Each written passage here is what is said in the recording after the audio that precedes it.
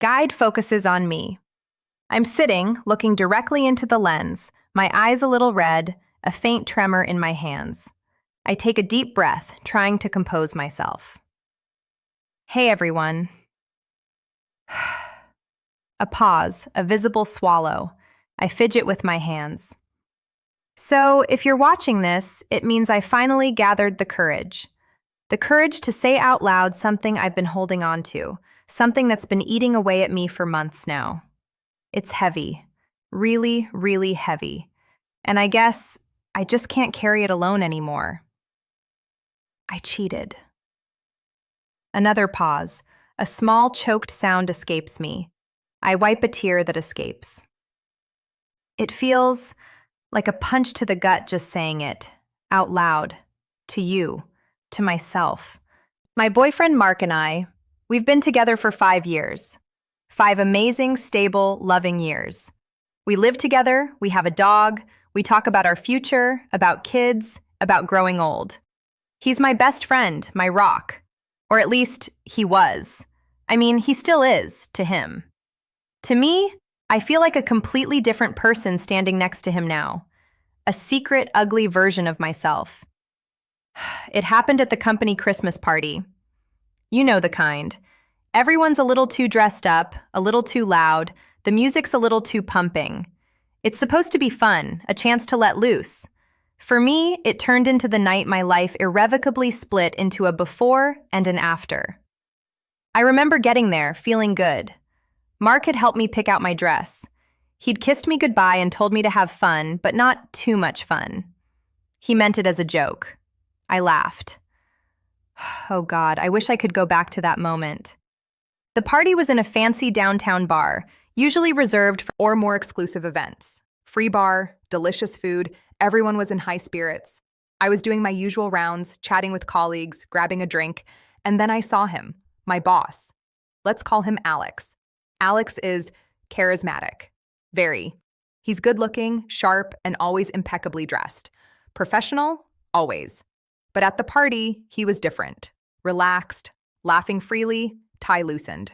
We've always had a good professional working relationship, a mutual respect, nothing more, or so I thought. We started talking, just casual at first, about work, about the year, about the awful Christmas music. But as the night wore on and the drinks kept flowing, Prosecco for me, whiskey for him, the conversation shifted. It became more personal. We talked about our lives outside of work, about our passions, our dreams. I found myself laughing more than I had in ages, a genuine, uninhibited laugh.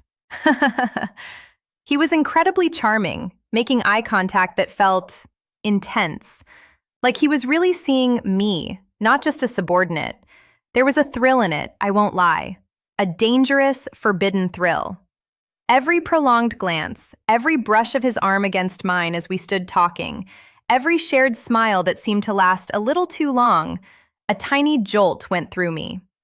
My mind, a small, rational voice, kept screaming, "This is your boss. You have a boy. Friend, stop this." But it was drowned out by the warmth of the alcohol, the pulsating music, and something else, a craving for attention that I didn't even realize I had, a desire to be seen, to feel desired, in a way that felt new and exciting. Whispers. I convinced myself it was harmless, just flirting, just conversation. He's my boss, nothing will happen. We're both professionals. The party started to thin out around midnight. People were calling cabs, saying goodbyes. Alex and I were still talking, though.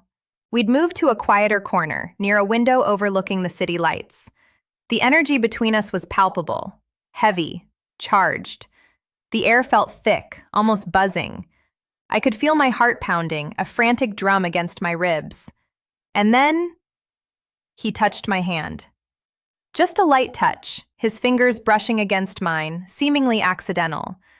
But the way he looked at me, a silent question in his eyes, told me it wasn't.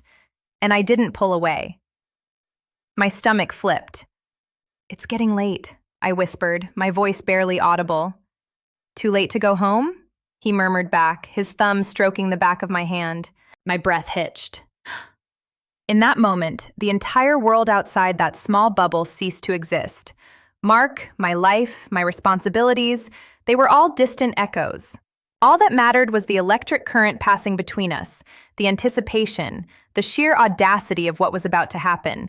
It was terrifying and exhilarating all at once, like standing on the edge of a cliff, knowing you should step back, but feeling an irresistible pull to jump. I didn't answer. I just looked at him, my eyes wide, my mind a chaotic mess of yes, no, yes, no, yes. He leaned in, slowly, giving me every chance to move away. I didn't. And then his lips were on mine. It was shocking, hot, urgent, a surrender. All the unspoken tension, the forbidden thrill, the buildup of the entire evening exploded into that kiss. I kissed him back with a desperation I didn't know I possessed. It felt liberating. Terribly, horribly wrong, but for a split second, undeniably liberating. What happened next? It was fast.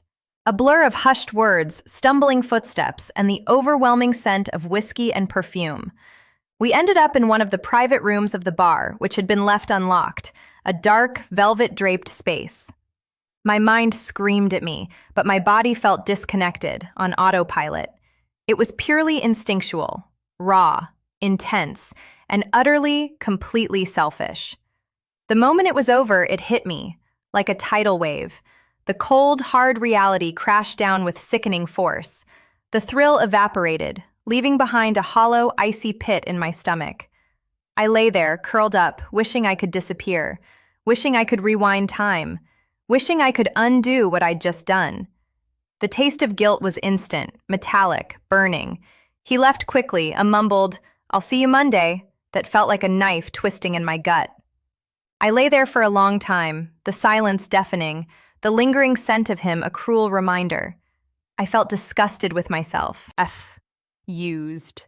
Filthy. Not by him, but by my own actions, my own weakness, my own betrayal. Getting home was a nightmare. The taxi ride felt like an eternity. Every streetlight, every passing car seemed to mock me. I snuck into our apartment, trying to be silent, but the creak of the floorboards felt like thunder. Mark was asleep, his breathing soft and even. He looked so peaceful, so trusting. Whispers. And I felt like a monster standing over him. From that night on, my life became a performance. Every "I love you" to Mark felt like a lie.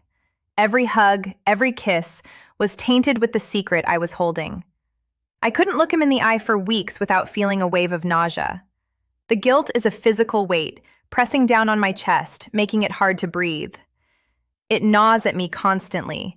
It's in my dreams, my thoughts, my waking hours. It's a relentless, suffocating presence. And work?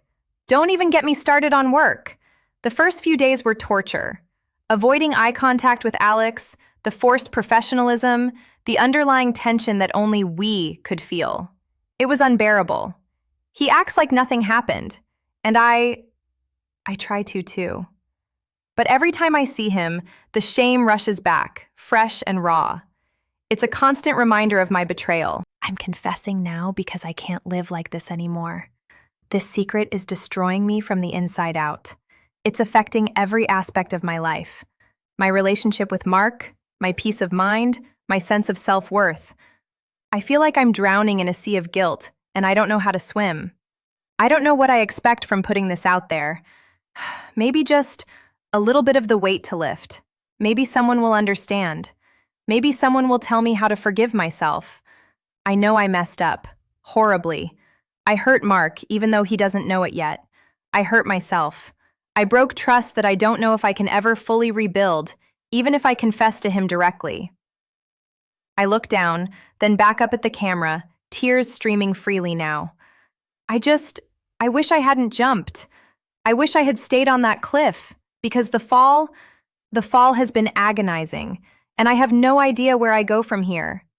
I shake my head slowly, still looking into the camera, my expression and raw with pain and regret. The camera slowly fades out.